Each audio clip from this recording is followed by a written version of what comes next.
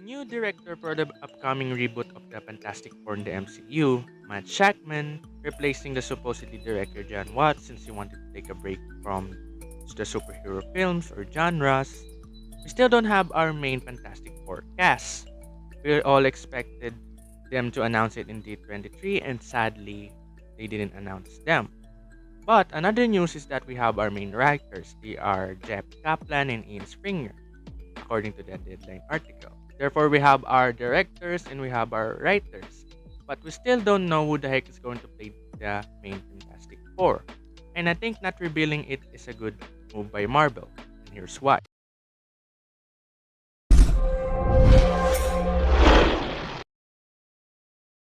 Marvel is always at the top of its game when it comes to the announcement and set of pattern with their upcoming movies and TV shows. And with all of that content, I think it can become stale from time to time and it can become overwhelming to dive into. While I still enjoy most Marvel content and still looking forward to some and more Marvel content like the Ant-Man Quantumania and Black Panther 2, I think the magic from the Infinity Saga is not prevalent anymore. Well, that's for me at least. But the most exciting content that the Marvel is going to release so far, for me at least, is the Fantastic Four. Great Scott! With these fantastic powers, I can stretch my arms for miles. I can turn myself completely invisible. I think I could lift the whole car over my head. Fantastic Four is one of the most well-known superhero comic book story of all time. It was created by Jack Kirby, which is the artist slash co-plotter, and the legend himself, Stan Lee, which is also the co-plotter and the editor. Both of them started the Marvel Comics universe really in November 1961. So without them, we don't have these Avengers stories and movies and etc. If you don't know the main cast of the Fantastic Four, they are basically four, well, obviously in their team name. Starting up with Mr. Reedrichards, aka Mr. Fantastic, aka the dude who can extend his arms and legs, basically the smartest man alive.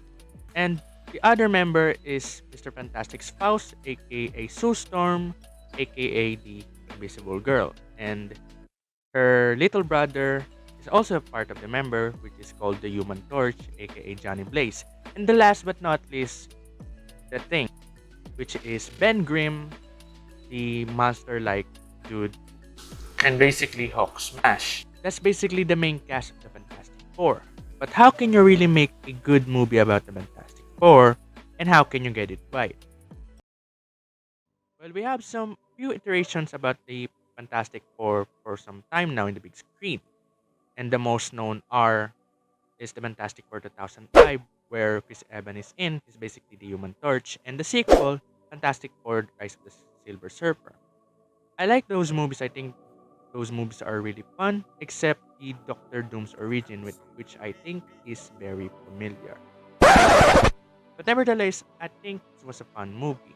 We also have the 2015 Fantastic Four, but no one really talks about that. Yeah.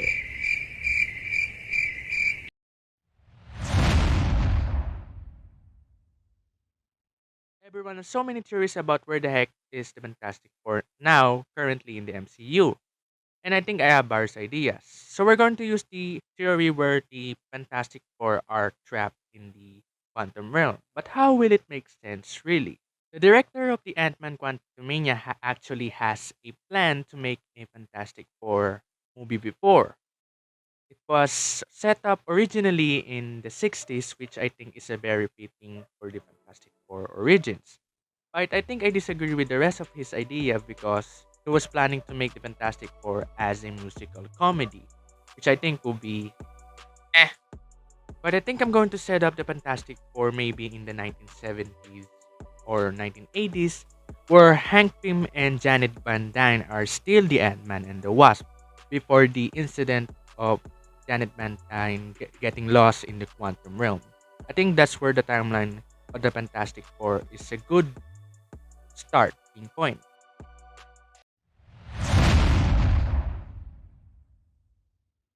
Story I'm going to incorporate too comic books for the Fantastic Four. Number one is the OG Fantastic Four. We can actually use the anniversary version one, which is the remastered the OG Fantastic Four. And the second one is the Fantastic Four 2018, which is written by Dan Slott. And I think those two Fantastic Four comics are going to help us through this story. Now, for our story. The story will start either in the 1970s or the 1980s.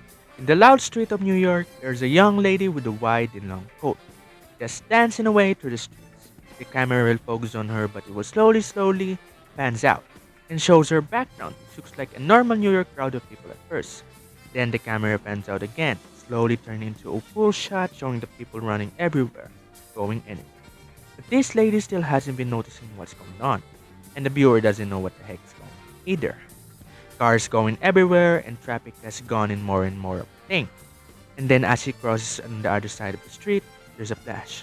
A beam of light blinding her for a bit, with the loud beeping sounds filtering through her headphones as the person shouts, "Move away!" She looks, but then it's too late. She was about to hit by a car, and then whoosh, some sort of a sewer monster just comes out. She can't describe it, but it's a thing, stopping the car from hitting her as the thing shouts, "Watch where you're going, kid!" She continued to cross the road, but immediately got bumped into someone or something, knocking her over. But is there someone there? She looks. No one's there visually and physically. She looks over again, and now there's a silhouette of a woman. It's blurry, slowly turning into visible as this person reaches for her hand and helps her up. She was about to say thank you, but the person is already gone. Thus, the rest of the people are panicking or getting knocked over or getting pushed by someone. Visually, nothing is there. It's invisible. As a loud bang is heard in the sky, sounds like a shot from a race. She gazes away from where the sound is coming from, and then voila! A number 4 in the sky. As you can see, I'm basically incorporating the Fantastic Four OG intro to our prologue. It's basically one of the best introduction for any comic book story that I've ever read. And I think it's worth the read. Now, in the midst of the chaos, who the heck is causing it?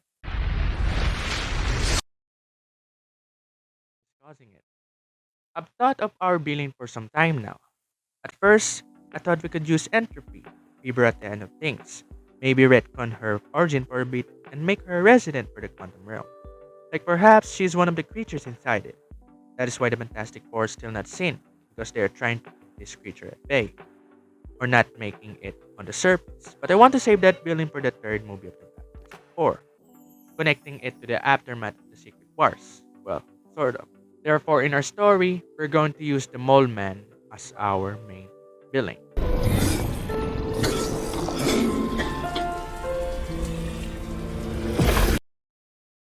In the comics, the origin of the Mole Man happened when most of the people that he encountered mocked him.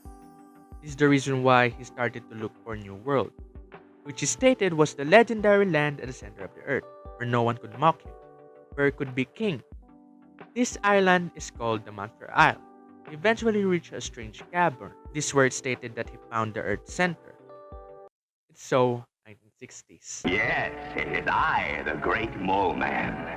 Welcome to my kingdom of Subterranea.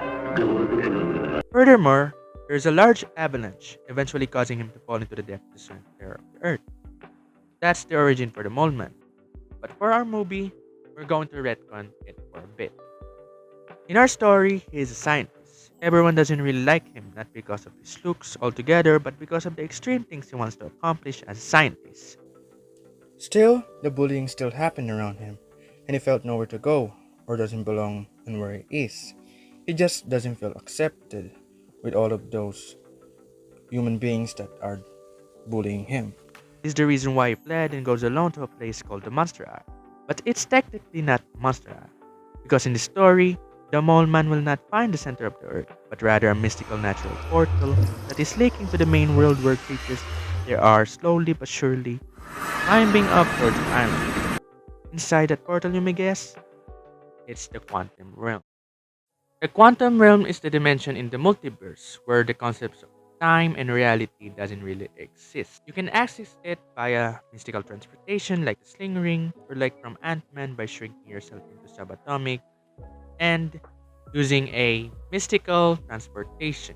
So the creatures that are going out of the mystical portal in the Monster Isle are basically the creatures in the quantum realm. They are basically stranded in the island and basically cannot go anywhere, because if they do that, they slowly will die. The reason for this is probably the magic mystical thing that are happening inside the portal covering the Monster Isle. Continue for the story of our mole man. We're going to use the same route where he eventually falls into something. In the comics, he falls into the center of the earth. But in our version, he's going to fall into the quantum realm with a protective gear on. Because You know, I'm something of a scientist myself. now, at first, he hesitated, but when a similar avalanche occurred, resulting in vibration and shaking on the ground, it made him fall into the depth of the cavern, landing into a mystical portal connected to the quantum realm. The island is well known actually, because it is full of odd creatures that are living there. But no one really disrupt the island or destroy the island, because no one's really interrupting the land masses, or the creatures are not really interrupting them, basically. And the creatures also die when they flew out of the island, and no one really makes it out alive. But eventually, the creatures in the Monster Isle will eventually reach other land masses safely. This is because the Mole Man finds a way to make them adapt to their environment and making them not die when they are going out of the island. But the Avengers didn't exist at the time, and probably the X-Men exist at that time, but the main superhero team that are in that time is the Fantastic Four. Therefore, the Fantastic Four will eventually pinpoint the island and eventually explore the island as well. They will first study the island, making protective gear to counter what could harm them and making it suitable for their powers to make it more convenient.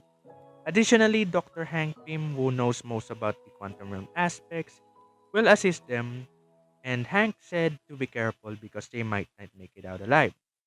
As they set foot with their protective suits, it looks like a normal island. They climb, walk and walk and walk until a creature jumped in. Fortunately, they reacted immediately and stopped the creature. They continued to transverse into the depths of the island until the ground started to vibrate, rumbling on their feet, creating cracks and spreading through the ground. Then the rumbling caused a fault or an open crack on the ground and splits the team apart.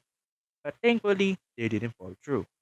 The ground rumbles again, vibrating and creating larger fractures, as a bunch of creatures climbs out and they have to fight their way out of there.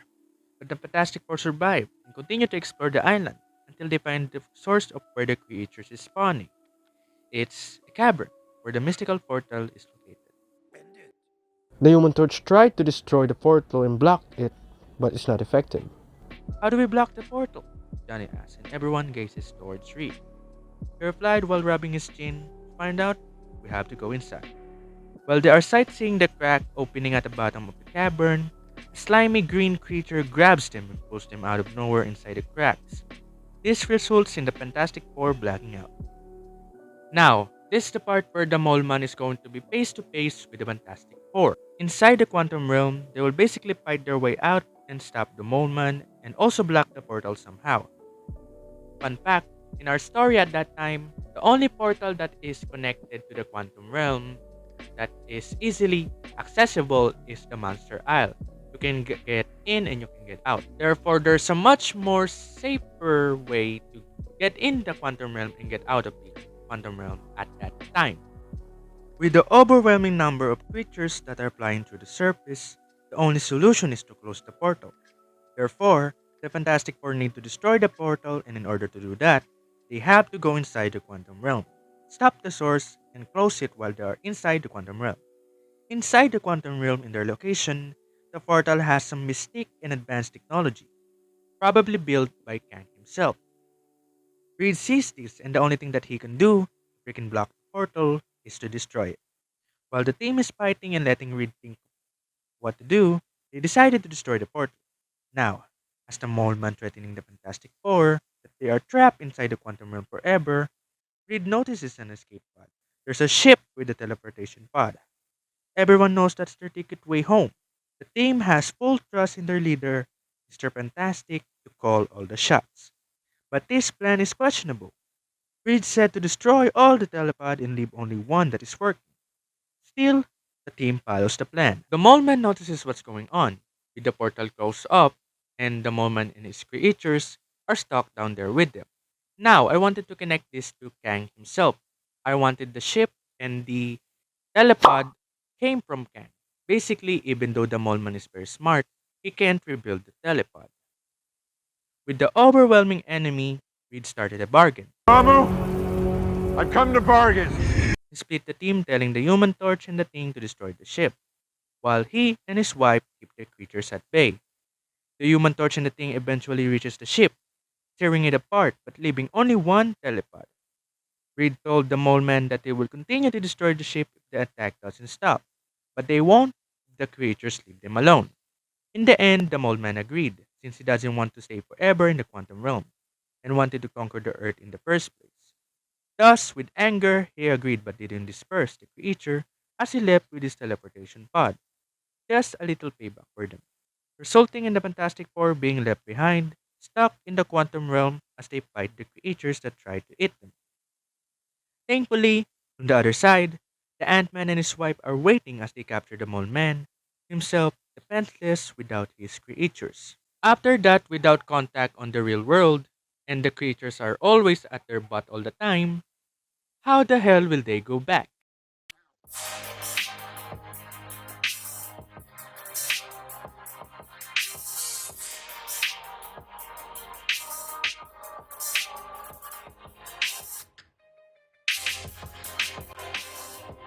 There are a bunch of theories as to how Janet Van Dyne survived in the quantum realm for 30 years. Some say with her intellect prowess, she used that as to survive in the quantum realm and explore a bunch of civilization there. So I'm going to apply the same concept in our story for the Fantastic Four in our Act 2.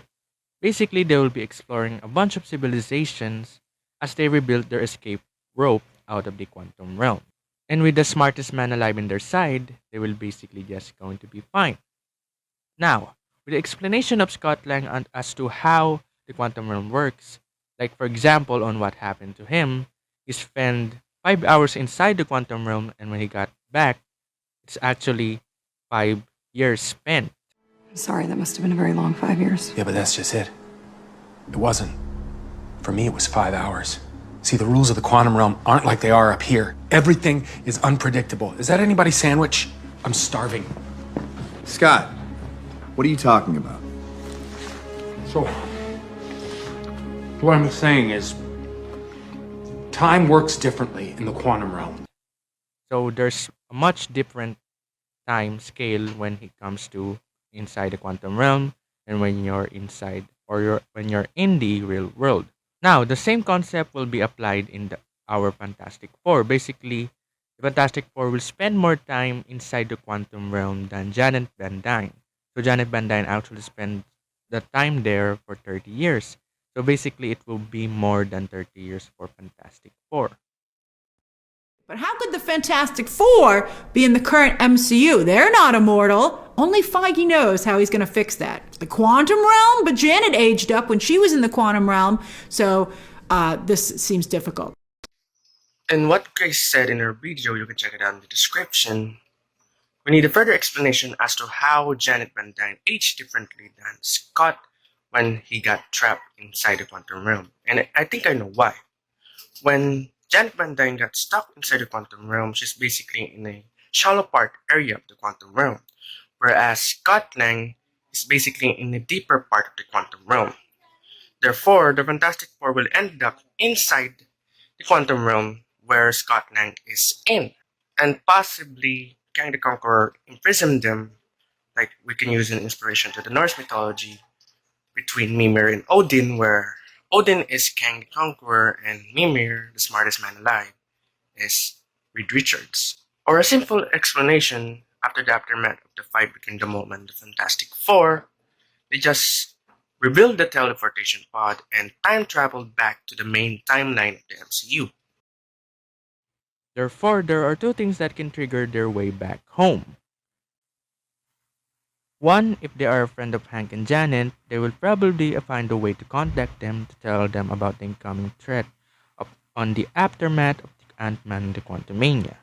Or they will be encountering the Ant-Man crew inside the quantum realm, and they will help each other to get out of the quantum realm and warn the Avengers that there's a threat that are coming to the Earth, not just the Earth, but all of the universes. Basically, they need more help.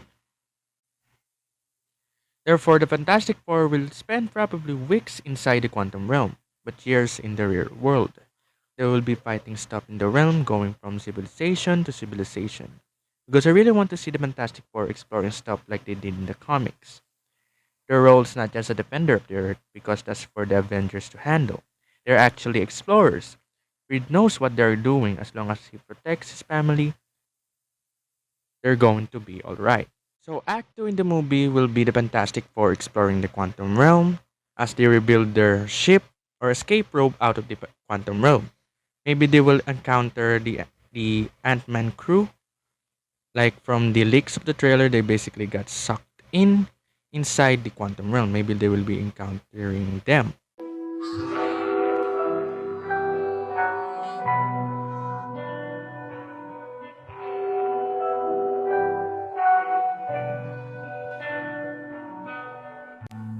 Now, to finish our story for the Fantastic Four, they will basically go back to the Earth, to our Earth in the MCU timeline, and I want this scene to be similar to what happened to Steve Rogers when he wake up after 70 years of coma. They will basically be confused as to how much time has passed and how much different the city of New York is now. In the process, they will probably be confused about how much time changed. There are new superheroes now. We'll probably see the Thunderbolts fighting something, or the Young Avengers. And probably the Human Torch will swoop in, telling people that they are the Fantastic Four, but no one recognized them. Seeing someone already steals their spotlight, it made him frustrated or jealous. Or I just want to see that happen. They will probably end up buying the old Avengers building and settled for the upcoming threat, reclaiming their name as the Fantastic Four and finding their new home in this building.